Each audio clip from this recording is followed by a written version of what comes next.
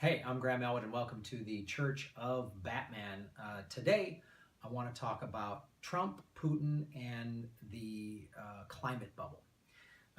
So, I was trying to understand why Trump is so on board with Putin, and I'm like, well, maybe the Russians gave him money and now they're expecting something in return. But I was trying to figure out, what is this? And I read this article by Alex Steffen in medium.com, and it's called Trump, Putin, and the Pipelines to Nowhere. And you can't understand what Trump's doing to America without understanding the carbon bubble. And this was very informative for me and helped me really see things as what's going on. So what he's saying is that journalists in America have been really largely misinformed about climate change and the carbon bubble. It's seen in the mainstream media, the corporate media, as mainly just almost like a social issue. You've got the left and the environmentalists saying, "Oh, this is dangerous, this is dangerous." What this article, and I'm going to go into it, talks about is how it's really an economic and financial issue. It's still we don't have drinkable water and breathable air, we can't survive. And if the sea ties, all that stuff is, I believe in climate change. If you don't believe in climate change, I don't know what to tell you. But this is something you need to understand.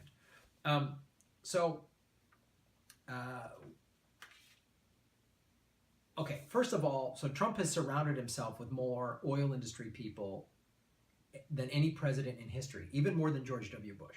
All right? So, and you can't understand the oil industry unless you understand climate change. So understanding climate change.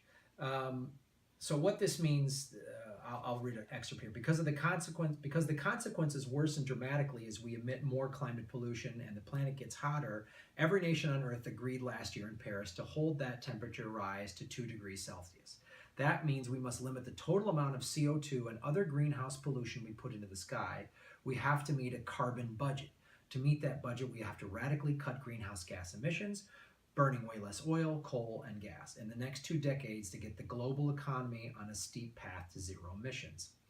And again, he says, the American media has failed to convey the magnitude of the costs of unchecked global warming, right? So, and you're already seeing the costs of this, right? A big part of the Syrian civil war has to do with this. The Great Barrier Reef is now dead in Australia. It's like bleached because of the acid levels in the ocean.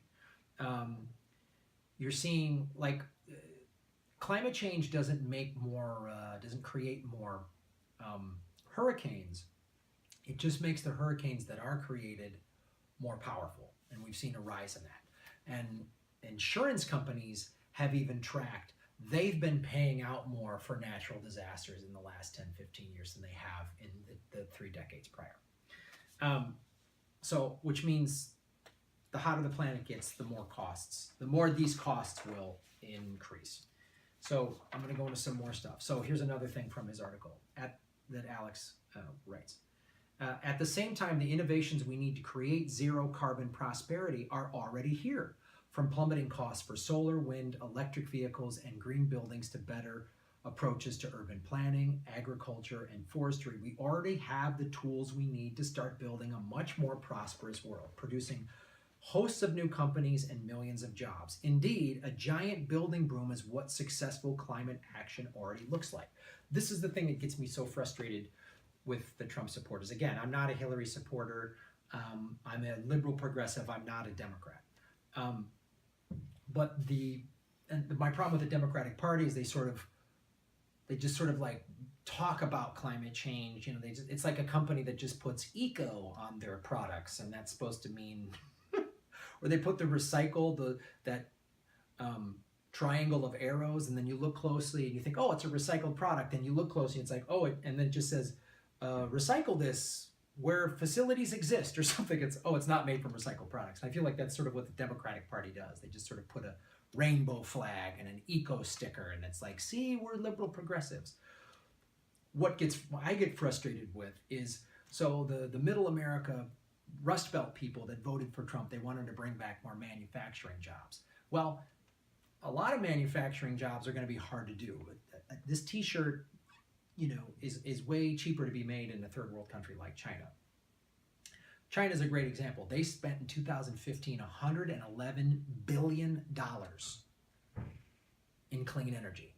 They realize they have a serious problem. I was in China a year ago, and Beijing has some real serious smog problems, as does Shanghai.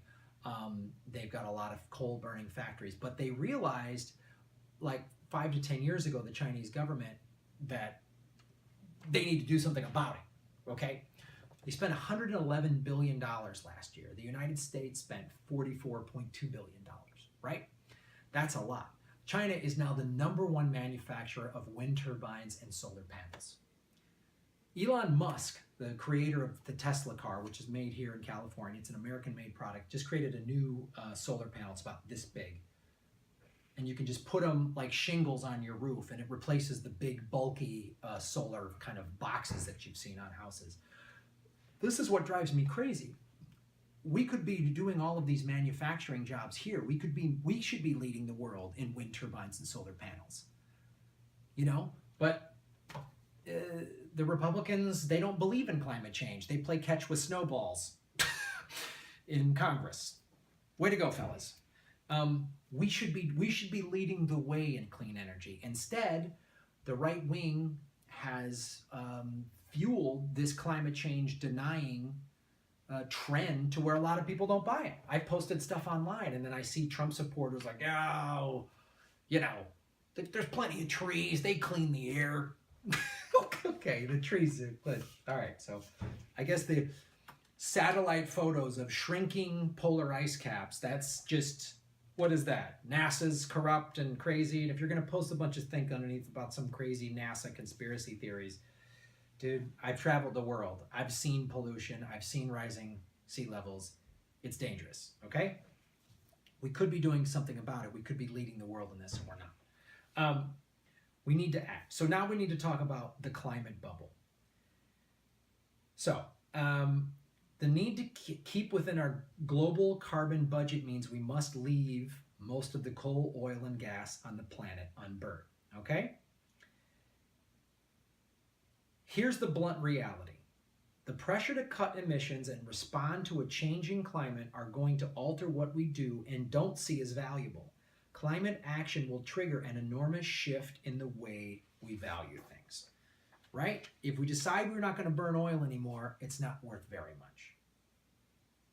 If the sea levels come up so high, then beachfront property isn't as valuable anymore. So, and what the bubble is, and I didn't understand until I read this article.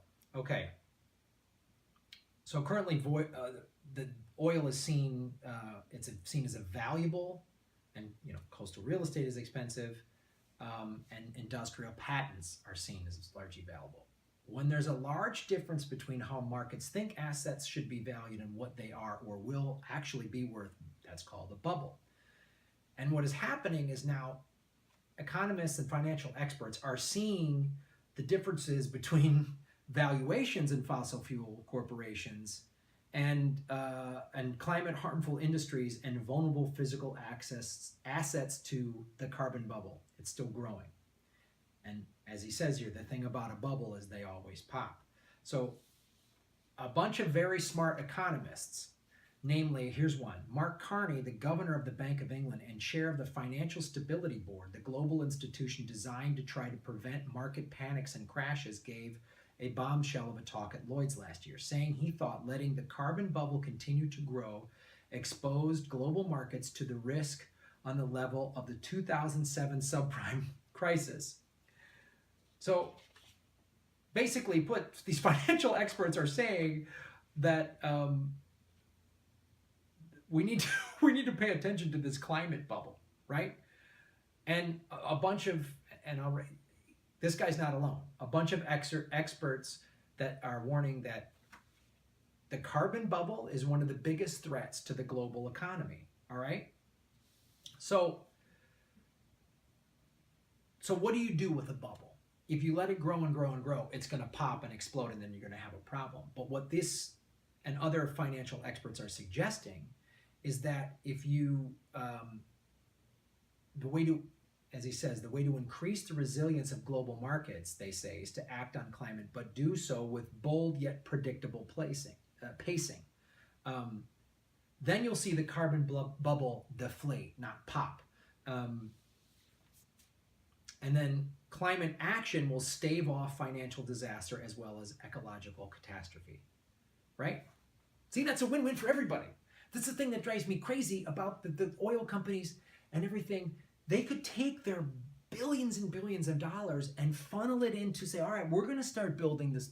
We're going to corner the market on wind turbines and solar panels and electric cars and build a hydrogen infrastructure, right? Hydrogen cars, fuel cell cars, right? That's the thing that's out there. The big question with a fuel cell automobile, where's the infrastructure? Right now, there's some companies that sell some hydrogen fuel cell cars, and the only place you can really fuel up, it's like a lease. Like Hyundai has one, I think Mercedes-Benz has one, and it's a lease, and you fill it up at the dealerships, and that's the only place you can get it. Okay, it's kind of convenient, but not really. Why don't they just put all this money in it? They could make all this money off of this. It's insane.